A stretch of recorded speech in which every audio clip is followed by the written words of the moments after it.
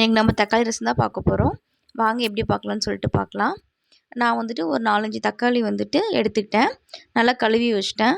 சுடுதண்ணி வந்துட்டு நல்லா ஒரு கொதி விட்டு நான் ஆஃப் பண்ணிவிட்டு நான் தக்காளிக்குள்ள வந்து ஊற்றிக்கிட்டேன். அப்போ தான் தக்காளி நல்லா இளகி வரும்.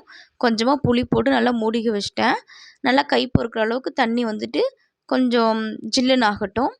நான் வந்துட்டு கொஞ்சமாக சீரகம், மிளகு, 2 வரமிளகா, ஒரு 4, 5 பல் பூண்டு போட்டு நல்லா நான் 1க்கு 2ஆ அரைச்சி எடுத்துக்கிட்டேன்.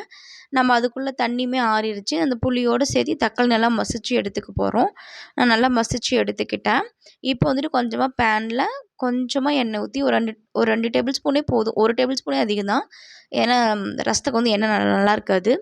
நான் கொஞ்சமாக அந்த ஆட்டி வச்சதெல்லாம் போட்டு ஒரு கொத்து கருவேப்பிலை, கொஞ்சம் மஞ்சத்தூள், ஒரே ஒரு பச்சை மிளகா 1க்கு 2 இடித்து நான் அதுக்குள்ளே போட்டு ஆட் பண்ணிக்கிட்டேன்.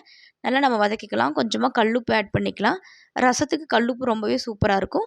நம்ம வந்து மசிச்சு வச்சக்கூடிய தண்ணியை வந்து நான் கொஞ்சமாக ஊற்றிக்கிட்டேன். தீஞ்சு போகக்கூடாதுன்ட்டு. இந்த ஸ்டேஜில் ஒரு கொத்தமல்லி இலையும் நம்ம போட்டுக்கலாம். கொஞ்சமாக ரசப்பொடியுமே ஆட் பண்ணிக்கலாம். நான் கொஞ்சம் பெருங்காயம் போட்டிருக்கேன். நல்லா அதோட பச்சை வாசனைகள்லாம் போய் வரட்டும். அப்போ தான் ரசம் சூப்பராக இருக்கும். கொத்தமல்லியும் ஆட் பண்ணி நல்லா நான் கிளறி விட்டுக்கிட்டேன்.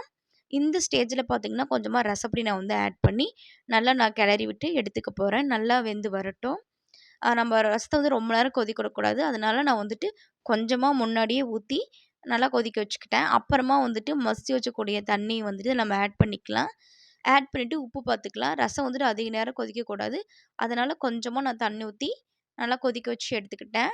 ரசத்துக்கு வந்து சைட் டிஷ் பார்த்திங்கன்னா நான் கத்திரிக்காய் ஃப்ரை தான் வந்து பண்ணியிருக்கேன். மீன் மாதிரியே இருக்கும். நீங்களும் இதை ட்ரை பண்ணி பாருங்கள்.